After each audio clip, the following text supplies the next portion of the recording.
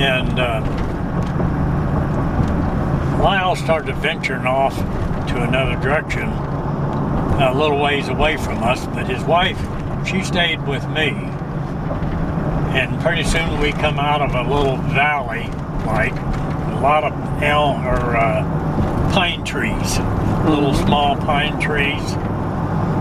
And as we were walking along there, and pretty soon we walked out of this little grove of pine trees into some good timber where I thought was a good logical spot to find mushrooms.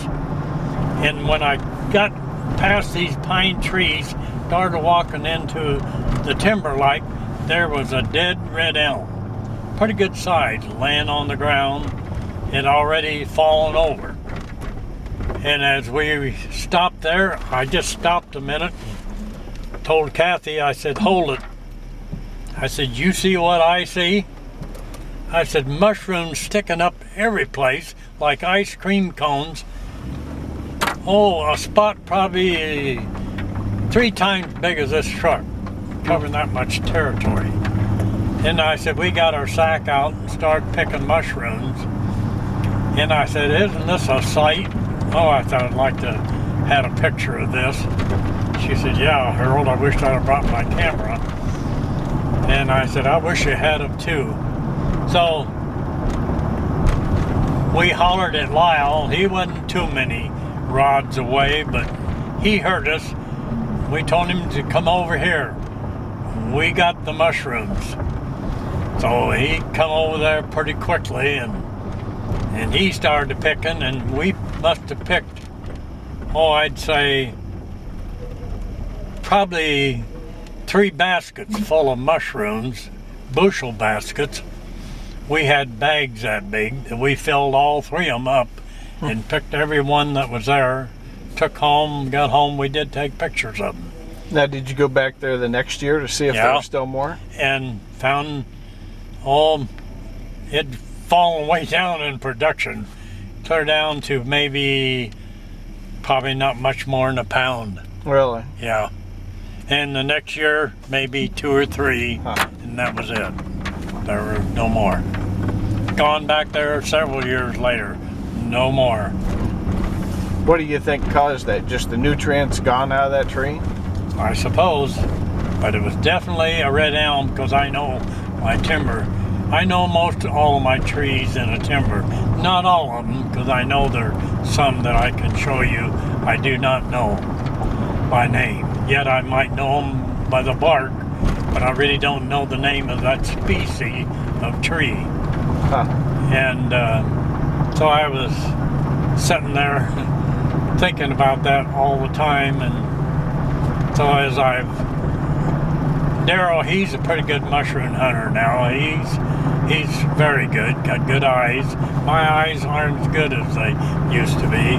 Lyle had better eyes than I did. As I've gotten older, my sight had fallen down, I know, a little. And Leroy doesn't hunt mushrooms. David has always liked to hunt them, but never ever went a lot. Yeah. But yet he loved to go if somebody would ask him. Did you ever feel like you could smell the mushrooms? Huh? Did you ever feel like you could smell the mushrooms? Kind of smell the area being a good area? But I played a trick on my brother several years ago, back when my dad was still living too and was able to hunt mushrooms.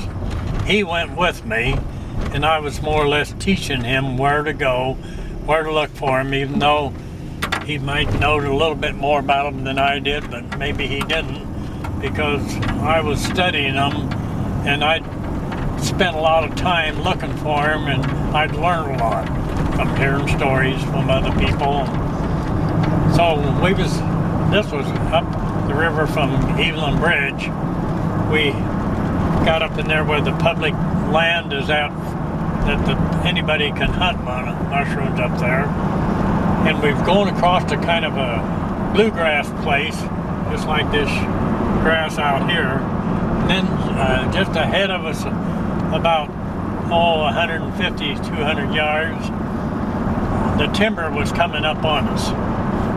And I'd been in there before, and getting pretty close to the timber, I knew something as I was walking along there, that my dad and my brother, this brother was a younger brother, probably 14, 15 years younger than I am. And so he was sticking to me too like a leech. And I told him, I said, the name was Ronnie. I said, Ronnie, you see that tree over there to your left, about 75 yards away? I said, check that tree. That tree needs to be checked because it's the right species of tree. So when he started venturing off, I told my dad, I said, you see ahead of you there? You see them? I can already see mushrooms before we get into that timber. They're standing up like ice cream cones. They're thick. He said, yeah, I do see them now, Earl. So we start venturing into that timber now and out of the clearing, and we just start picking mushrooms like mad. Filling up his bag, and I was filling mine. My brother didn't find any up at this other tree, so he come down there where we entered this timber, and he said, you cotton picker, Harold? He said, I could shoot you. I said, what? Well, he said, you're picking mushrooms and you sent me on a goose chase. And he said, no, I didn't get nothing. He started picking mushrooms too. He said, did you know that when you told me that? I said, yeah. Yeah. I didn't want any more help than I needed finding my patch of mushrooms. And so I said, well, there's enough here for all of us. And so this was a red elm too. Yeah. Don't very often find them, but once in a while. I've looked around when they were alive, but never ever found anything around them.